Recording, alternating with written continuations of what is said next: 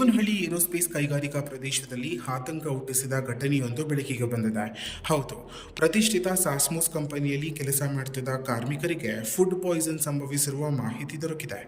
ನಿನ್ನೆ ಮಧ್ಯಾಹ್ನ ಕಂಪನಿಯಲ್ಲಿ ನೀಡಲಾದ ಅನ್ನ ಮತ್ತು ಸಾಂಬಾರ್ ಸೇವಿಸಿದ ಬಳಿಕ ಕೆಲಸ ಮುಗಿಸಿ ಮನೆಗೆ ತೆರಳಿದ ಕಾರ್ಮಿಕರಲ್ಲಿ ವಾಂತಿ ಮತ್ತು ಬೇದಿ ಲಕ್ಷಣಗಳು ಕಾಣಿಸಿಕೊಂಡಿವೆ.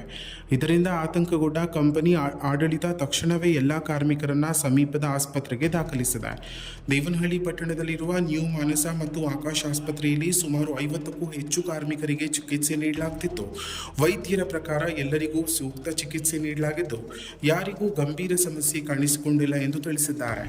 ಈ ಘಟನೆಯ ಬಗ್ಗೆ ಬೆಂಗಳೂರು ಗ್ರಾಮಾಂತರ ಜಿಲ್ಲಾ ಆರೋಗ್ಯಾಧಿಕಾರಿಗಳು ಮಾಹಿತಿ ನೀಡಿದ್ದು, ಕಂಪನಿಯಲ್ಲಿ ಒಟ್ಟು 770 ಜನ ಊಟ ಸೇವಿಸಿದ್ದಾರೆ ಎಂದು ಹೇಳಿದ್ದಾರೆ.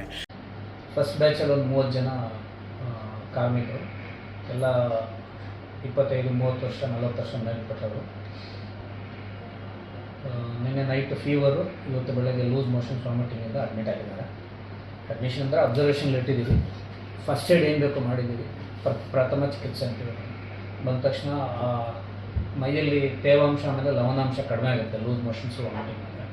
ಸೊ ಅದಕ್ಕೆ ಏನೇನು ಬೇಕೋ ಫಸ್ಟ್ ಏಡ್ ಮಾಡಿ ವಾರ್ಡ್ಗೆ ಶಿಫ್ಟ್ ಮಾಡಿ ರಕ್ತ ಪರೀಕ್ಷೆನೂ ಇದು ಸ್ಟೂಲ್ದು ಏನು ಮೋಷನ್ ಇದೆಯಲ್ಲ ಪರೀಕ್ಷೆ ಕಳಿಸಿದ್ದೀವಿ.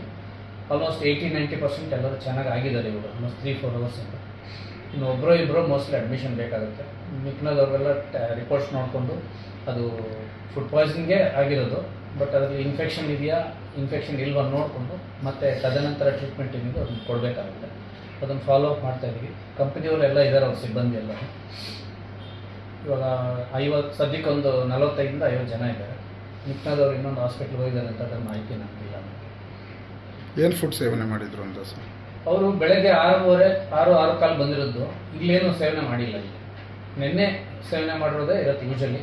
ಸೊ ಊಟ ಆದಮೇಲೆ 4 ಅವರಿಂದ ಒಂದೊಂದು ಸರಿ 12 ಅವರ್ ಸ್ಟಾರ್ಟ್ ಆಗ್ಬೋದು, ಒಂದೊಂದು ಸರಿ ಒಂದಿನ 24 ಅವರ್ಸ್ ಆದಮೇಲೆ ಆಗ್ಬೋದು. ನಿನ್ನೆ ಫುಡ್ ಯಾವುದು ಆಗಿದೆ ಅದನ್ನು ಕನ್ಸಲ್ಟ್ ಪರ್ಸನ್ಸ್ ಯಾರಿದೆ ಅದನ್ನು ನೋಡಿಕೊಂಡು ಮತ್ತೆ ಏನು ಪ್ರಿಕಾಷನ್ಸ್ ಇದೆ ತಗೋಬೇಕಾಗುತ್ತೆ. ಅದರಲ್ಲಿ ಬಹುತೇಕರೆಯ ಮಂದಿಗೆ ಫುಡ್ ಪಾಯ್ಸನ್ ಲಕ್ಷಣಗಳು ಕಂಡುಬಂದಿವೆ. ಇನ್ನು ಆಹಾರದ ಮಾದರಿಗಳನ್ನು ಪರೀಕ್ಷೆಗಾಗಿ ಕಳಿಸಲಾಗಿದ್ದು, ವರದಿ ಬಂದ ಬಳಿಕ ಮುಂದಿನ ತನಿಖೆ ಕೈಗೊಳ್ಳಲಾಗುತ್ತದೆ ಎಂದು ಆರೋಗ್ಯ ಇಲಾಖೆ ತಿಳಿಸಿದೆ. ನಿನ್ನೆ 14/4/2026ರಂದು 772 ಜನ ಊಟ ಮಾಡಿದ್ದಾರೆ. ಅಂದರೆ ತಿಂಡಿ ಮತ್ತು ಊಟ ಲಂಚನ್ನು ಸೇವಿಸಿದ್ದಾರೆ. ಅದರಲ್ಲಿ ಸುಮಾರು ಜನಕ್ಕೆ ಫುಡ್ ಪಾಯ್ಸನಿಂಗ್ ಸಿಂಪ್ಟಮ್ಸನ್ನು ಕಾಣಿಸಿದೆ. ಅದರಲ್ಲಿ ಆಕಾಶ್ ಹಾಸ್ಪಿಟಲ್ಗೆ 47 ಮೆಂಬರ್ಸು, ಮಾನಸ ಹಾಸ್ಪಿಟಲ್ ದೇವನಹಳ್ಳಿ 50 ಜನ ಅಡ್ಮಿಟ್ ಆಗಿದ್ದಾರೆ.